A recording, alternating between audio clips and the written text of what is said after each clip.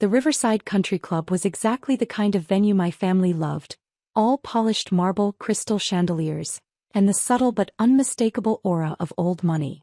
My 30th birthday party was in full swing in the Oak Room, with 50 guests mingling over champagne and hors d'oeuvres that cost more per bite than most people spent on lunch.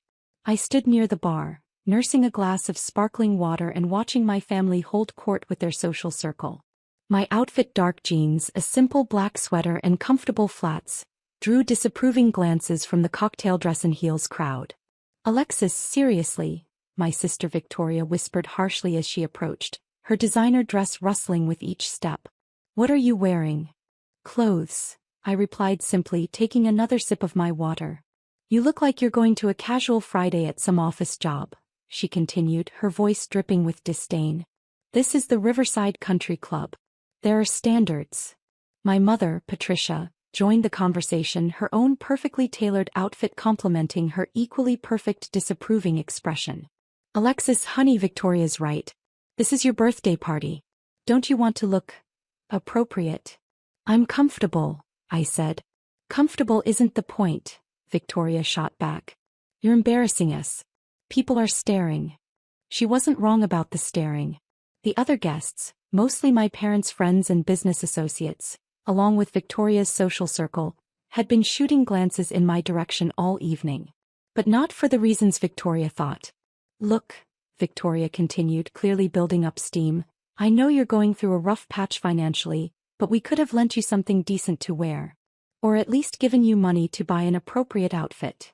My rough patch. That's what my family had decided to call my current life situation. I'd been deliberately vague about my work for the past 2 years, telling them only that I was consulting in the tech sector, and letting them draw their own conclusions about my success level. Those conclusions, apparently, included assuming I couldn't afford proper party attire. "Victoria's right," chimed in my cousin Bradley, appearing at her elbow with his trademark smug expression. "I mean, I get that not everyone can be successful, but there's no reason to broadcast it." Bradley worked in finance and never missed an opportunity to remind everyone about his 6-figure salary and luxury lifestyle. He'd been particularly condescending toward me ever since I'd declined his offer to put in a good word for me at his firm. "Maybe next year we should just do a family dinner instead," my mother suggested diplomatically. "Something more intimate." Translation: something where my inappropriate presence wouldn't embarrass them in front of their friends. "Or," Victoria said, warming to her theme, "maybe Alexis could make an effort to dress like she belongs in adult society. I mean, how hard is it to buy one decent outfit?" Several nearby guests had stopped their conversations to listen, clearly enjoying the family drama. I recognized most of them wealthy families from the country club circuit, business leaders from the city's elite circles, politicians and their spouses. "You know what?" Victoria said, her voice getting louder and more animated. "I'm tired of making excuses for you. We all are. It's time you stopped embarrassing this family and got your act together." "Victoria," my father Robert said warningly, but she was on a roll now. "No, Dad, this needs to be said. Look around this room. Everyone here has built something meaningful with their lives. Everyone here understands what it means to be successful, to contribute to society, to dress appropriately for social occasions." She gestured broadly at the assembled guests. "And then there's Alexis showing up in clothes that probably came from a discount store, with no real job, no real prospects, no apparent understanding of how to function in the adult world." The room had gone noticeably quieter, with more people openly watching our conversation now. "I mean," Victoria continued, clearly enjoying her audience, "at what point do we stop enabling this behavior? At what point do we say enough is enough?" My Uncle Charles, Victoria's father-in-law, nodded approvingly. "Victoria's got a point. Sometimes tough love is what people need to hear." "Exactly," Bradley agreed. "Maybe if Alexis faced some real consequences for her choices, she'd be motivated to change." I finished my sparkling water and set the glass on a nearby table. "What kind of consequences did you have in mind?" "Well," Victoria said, clearly pleased that I was finally engaging, "maybe no more family events until you can show up appropriately dressed. Maybe no more financial help from Mom and Dad. Maybe it's time you learned to sink or swim on your own." "Financial help?" I asked. "Don't play dumb, Alexis. We all know you've been struggling. There's no shame in needing help, but there is shame in taking help and then not making any effort to improve your situation. The irony was almost overwhelming. My family had been so convinced of my failure that they'd apparently convinced themselves they'd been supporting me financially. In reality, I hadn't taken a penny from them in over 5 years. You know what? Victoria continued, clearly emboldened by the supportive murmurs from the crowd. I think we should make this official. No more invitations to family events, no more financial support, no more making excuses for you until you can prove you're serious about changing your life. I second that motion, Bradley said with a theatrical flourish. All in favor? Victoria asked, looking around at our assembled family members. Several hands went up, including my mother's, though she looked uncomfortable about it. Motion carried, Victoria announced triumphantly. Alexis, you're officially cut off until you get your act together. The room buzzed with whispered conversations as people processed what they'd just witnessed. I could see some guests looking uncomfortable with the public nature of the family intervention, while others seemed entertained by the drama. That's when I heard the commotion at the entrance to the Oak Room. Excuse me, sir, this is a private event. I could hear the country club's event coordinator saying to someone. I'm here for Alexis Chen's birthday party, came the reply in a familiar voice. I'm her business partner. My business partner. That would be David Kim, co-founder and CTO of our company Phoenix Technologies. David, who was probably worth more than everyone in this room combined. David, who had no idea he was about to walk into a family intervention about my supposed failure in life. I can check with the family about adding you to the guest list, the coordinator was saying. That won't be necessary, I called out, moving toward the entrance. He's with me. David walked into the Oak Room with his characteristic energy, dressed in his usual casual style, jeans, sneakers, and a simple button-down shirt. Exactly the kind of outfit that had gotten me in trouble with Victoria. Happy birthday, boss, he said loudly, giving me a huge hug that lifted me off the ground. Sorry I'm late. The board meeting ran long. The room went silent. Boss. He called me boss. In front of 50 people who'd just watched my sister publicly disown me for being a failure. Board meeting. Victoria said weakly. David, oblivious to the tension in the room, continued enthusiastically. Yeah, the quarterly investors meeting. Great news, by the way, we're officially valued at $800 million now. The acquisition offer from Tech Global is still on the table, but I think we should hold out for the billion-dollar mark. If the room had been quiet before, it was dead silent now. 800 million, my mother whispered. David finally seemed to notice that everyone was staring at him. Oh, sorry, am I interrupting something? I can wait outside if you're in the middle of family time. No, I said calmly, you're not interrupting anything important. David, I'd like you to meet my family. Family, this is David Kim, my co-founder and CTO at Phoenix Technologies. Co-founder. Bradley croaked. Yeah, David said, extending his hand to Bradley with a friendly smile. Alexis and I started Phoenix 5 years ago. She had this incredible vision for AI-driven logistics optimization, and I had the technical background to make it happen. Best partnership I've ever had. He turned to Victoria. You must be Victoria.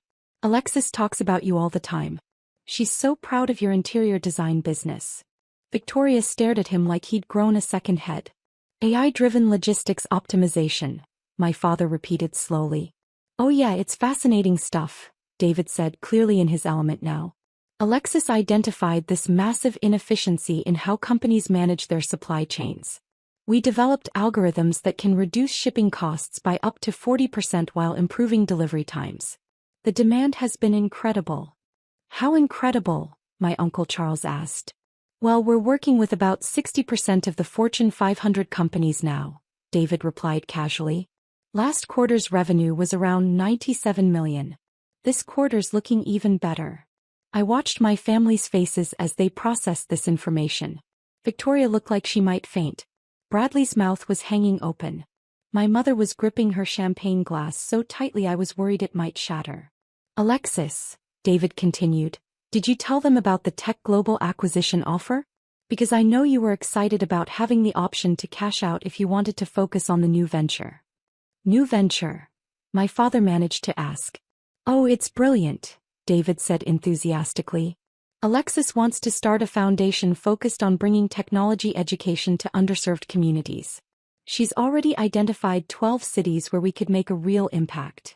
He pulled out his phone. Actually, I have some pictures from our site visit in Detroit last week. The community center we're partnering with is amazing. As David scrolled through photos explaining our plans for the foundation, I watched my family struggle to reconcile this new information with their assumptions about my life. I don't understand, Victoria finally said. If you're successful, why do you dress like I don't care about impressing people? I suggested. Well, yes. David laughed. Oh, that's classic Alexis. She says expensive clothes are just expensive distractions. She'd rather spend money on things that matter. Things that matter? My mother asked weakly. Like the scholarship fund she set up at the university, David said. Or the coding boot camp she sponsors for kids who can't afford traditional computer science education. Or the environmental initiatives Phoenix supports. He showed them his phone screen. This is from the groundbreaking ceremony for the solar farm we funded in Arizona. Alexis insisted on being there even though it meant flying back in time for a major client presentation. I could see the wheels turning in my family's heads as they tried to process this complete reversal of their understanding of my life. But you said you were consulting, Bradley said weakly. I am consulting, I replied. Phoenix Technologies is a consulting company. We consult with Fortune 500 companies about optimizing their logistics operations. When you said tech sector, Victoria said, we thought you meant, like, tech support or data entry or something. Why would you think that? I asked, genuinely curious. Because you never talked about being successful, my mother said. You never mentioned having money or building a company or working with major corporations. You never asked, I pointed out. You asked what I did for work and I told you I consulted in the tech sector. When you asked how it was going, I said it was going well. What else did you want to know? The painful truth was settling in around the room. My family hadn't bothered to ask follow-up questions because they'd assumed I wasn't worth asking about. David, meanwhile, was completely oblivious to the family drama and was now showing photos to some of the other guests, who were asking informed questions about our technology and business model. Oh, you work in supply chain management? David was saying to one of my father's business associates. You should talk to Alexis about Phoenix's services. We might be able to help optimize your operations. The man looked over at me with new interest. Your company handles supply chain optimization? Among other things, I said. We should set up a meeting, he said, pulling out his business card. I've been looking for solutions exactly like what your partner described. More guests began approaching and I found myself in several conversations about Phoenix Technologies, our services and our growth plans. These were the same people who'd been watching Victoria publicly humiliate me 20 minutes earlier. Victoria stood frozen in place, clearly struggling to process what was happening. Alexis, she said quietly, approaching me during a brief lull in conversations, I need to understand something. What's that? If you're this successful, why didn't you tell us? Why let us think you were struggling? I considered how to answer that question honestly. Victoria, what did you assume about me when you saw me arrive tonight in jeans and a sweater? I assumed you couldn't afford better clothes. And when I told you I worked in tech consulting, I assumed it was some kind of entry-level position. And when I didn't talk about money or success or luxury purchases, I assumed you didn't have any money or success or luxury purchases. Right. So the question isn't why I didn't tell you about my success. The question is why you assumed I was a failure. Victoria looked stricken. I don't know. I do, I said gently. You assumed I was a failure because I don't perform success the way you expect successful people to perform it. What do you mean? I mean, I don't wear expensive clothes to prove I can afford them. I don't talk about money to prove I have it. I don't name-drop clients to prove I'm important. You interpreted my lack of performance as evidence of failure. David rejoined our conversation, having finished his impromptu networking session with the other guests. This is a great party, he said to Victoria. You really know how to put together an event. Alexis is lucky to have such a thoughtful sister. Victoria looked like she might cry. David, I said, Victoria was just asking why I don't talk more about Phoenix and our success. Oh, that's easy, David replied. Alexis says successful people don't need to announce their success because their work speaks for itself. She says if you're spending time convincing people you're successful, you're not spending time actually being successful. He grinned at me.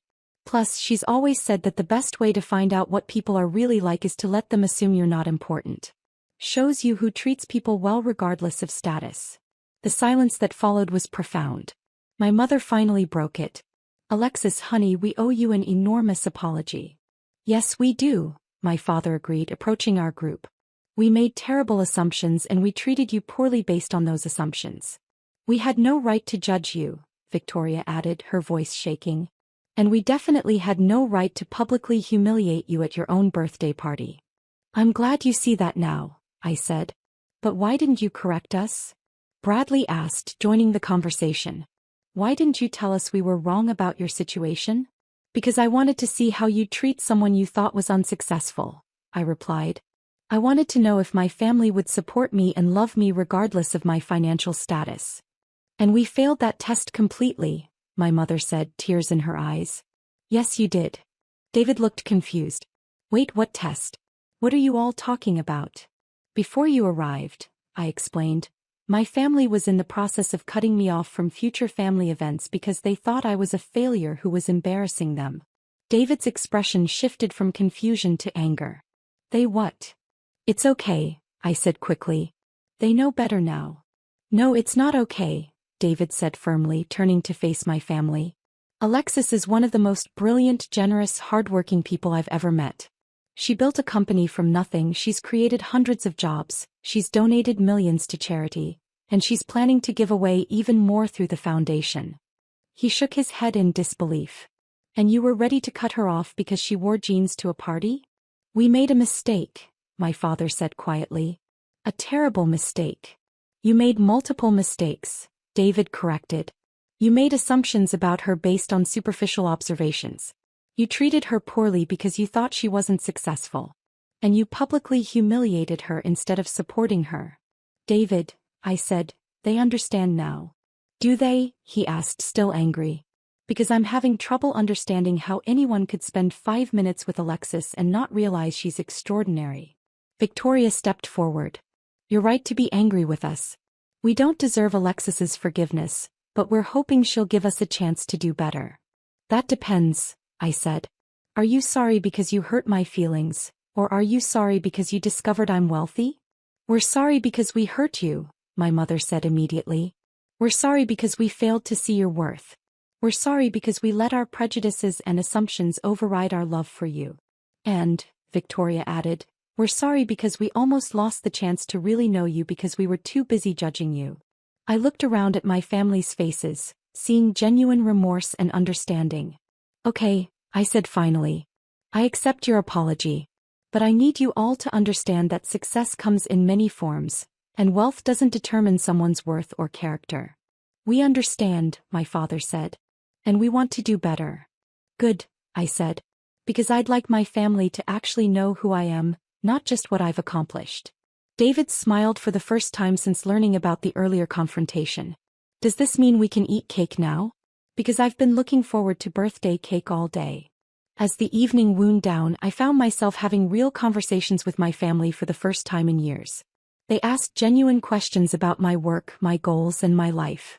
They listened to my answers without judgment or assumptions. The other guests, meanwhile, had largely returned to their own conversations, though several made a point of congratulating me on Phoenix's success and expressing interest in learning more about our services. Alexis, Victoria said as we prepared to leave, I have one more question. What's that? The clothes you're wearing tonight, are they really from a discount store? I laughed. Actually, the sweater is cashmere from Italy, the jeans are custom-made and the flats are handcrafted in Spain. The whole outfit probably costs more than most people's monthly rent. Victoria stared at me. But they look so normal. That's the point, I said.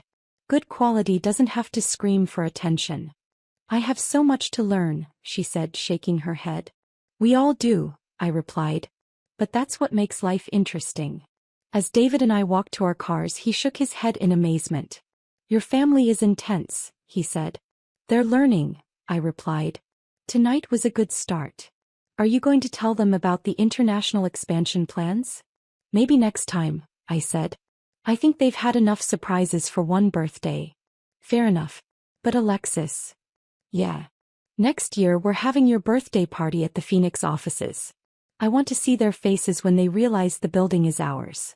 I laughed, getting into my car, a modest sedan that happened to be one of the safest and most reliable vehicles ever made. As I drove home to my comfortable but unassuming apartment, I reflected on the evening. My family had learned valuable lessons about assumptions, respect, and the difference between success and the performance of success.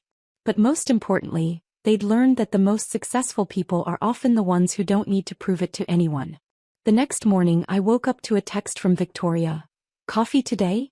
I want to learn more about the foundation you're starting. And I promised to dress down. I smiled and typed back, yes to coffee. No need to dress down. Just be yourself. 3 months later, Victoria joined Phoenix Technologies as our Director of Community Outreach, helping to design and implement our foundation's programs.